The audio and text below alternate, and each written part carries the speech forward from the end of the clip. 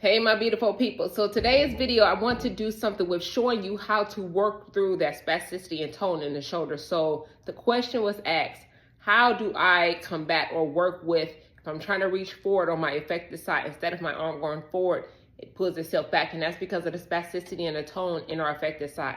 So we got to understand and remember, we had a disconnect with the brain. So I was affected left. So my brain, right side brain bleed, said, hey, we don't recognize this left side of the body. So now it takes us to have to educate the brain and kind of trick it at the same time. And how we do that is we got to let the brain and the body know we have this side. My right side is my non-affected side. My left side is my affected side. So it's kind of using the mirroring aspect, but at the same time, we have to stretch and tell our body and tell our brain, hey, to work and move forward. So it's like in some of my videos, I tell you to tell your body to relax. That's the same thing. In one example, we're telling our body to relax. So first exercise I'm going to go through, and as you see, I had a few things here. I have an envelope just to help you slide across the table easier. I have a coffee cup, and I have a champagne glass. I appreciate the commentary, the education of letting me know what videos y'all need and what specific areas you want me to make the videos on. Thank you for that. That helps me to get the best content out here for y'all.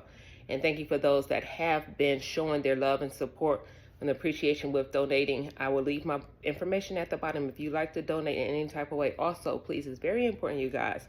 I know I ask you all the time, but please, liking and subscribing allows me to get in the forefront of other survivors to help them in their recovery. So I appreciate everyone that has been taking the time to just hit that button, share these videos with other people, and supporting me in all ways. So, get over here to this video and let me know how this exercise is working for y'all. Thank you. So, I'm going to take my non-affected side and I'll show you how the body should operate in this sense as sliding forward and moving back.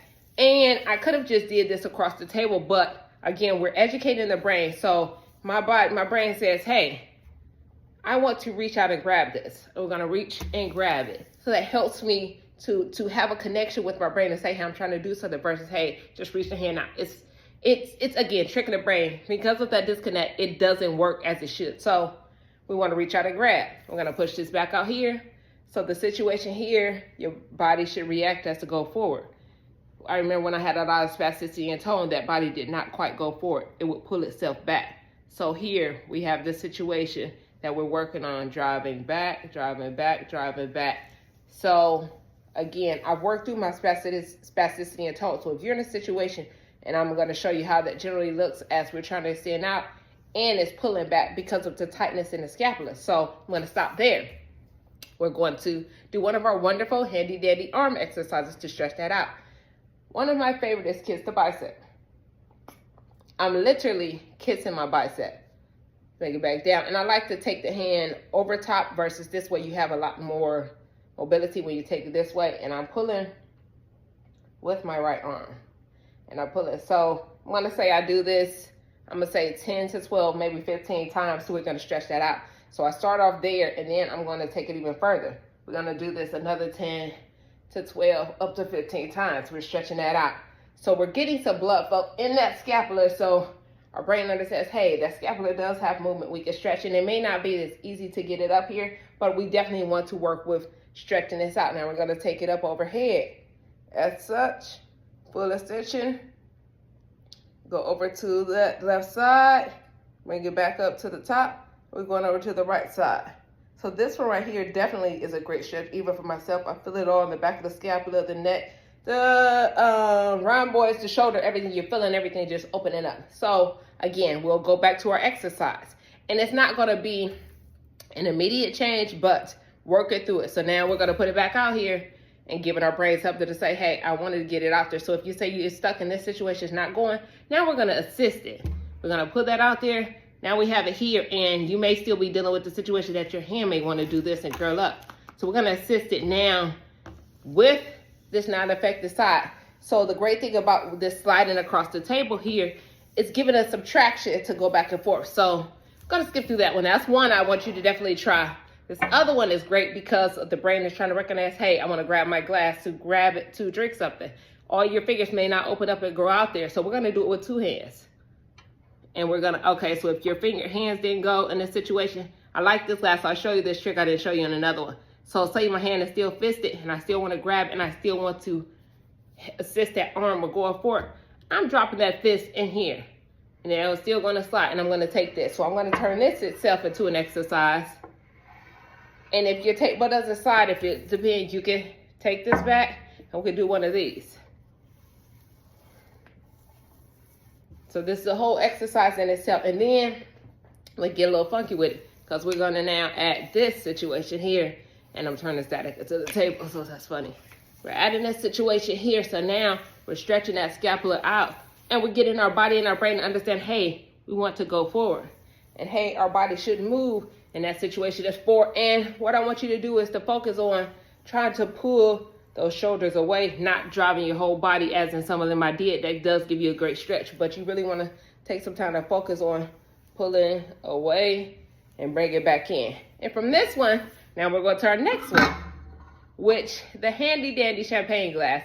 And this I like only because this stem is very slim. So let's say we had to pry those fingers open and use one that you don't have to worry about breaking. Say if we had to pry those fingers open, and I'll show you, even though y'all know my fingers open, I can show you if I was doing a situation as this and I had to pry those fingers open. And even now when I'm doing something like this, my left side gives a like killer grip, like doesn't want to let something go. So if we get it in a hand, now we're going to take it across the table as such. We're going across, taking it out. We want to pull it back in. So also another thing that I have this in my hand, I should have did with that, to show you. When you get in this situation, you got that wonderful grip we got going on. That's when I want you to now trick the brain a little more and say, hey, I can drink out of this glass as well. You may pour it on yourself, but it just helps you to say, hey, again, these exercises are to helping you to how to combat when trying to move forward with that shoulder and it's pulling back. We have to loosen up that scapula and release that tone. Again, tricking the brain and educating the brain at the same time. Hey, this arm is supposed to move. I could bring it to this side, or I could even, to say we're going to mirror effect, we're going to use it on our non-effective side and say we're doing the same thing.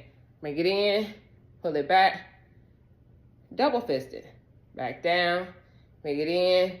And with something like this, again, tricking the brain, because now we're involving our fingers, our digits, our hands, we're going to take it up overhead. And I will tell you with this one to look at that, because the visual eye perception that we have with that affected side helps us to say, hey, my fingers are still close. Sometimes because, again, with I can't not being able to feel it, I can let my fingers go because I don't realize that I have something in my hand. But if you're paying attention to it, I can see if my fingers begin to let loose, and I can control it that way. So that turns into a stretch. We're going to take it to the other side of the body. Bring it out. That turns into a stretch. And we'll go each direction and back to the other side. So try these out. Let me know how this works. So again, what we're dealing with is that tone and that spasticity in those shoulders. So we want to do things with something, again, to educate the brain. Hey, if you're just doing one of these, your body may be like, what are you trying to do? You're doing an exercise. But hey, put this out here and say, hey, I want to grab my glass. Your body says, oh, I can recognize that. I want to grab this. I want to grab something off the table. And that will help you. And you can even grab something as simple as, before I go, something as simple as, hey, we want to grab a napkin off the table. We want to do one of these. So instead of just doing a reach and grab as such, actually put something forward so your brain can see and recognize it. Grab it, put it in, and we can work that way. All right, try these out. Let me know how this works for you.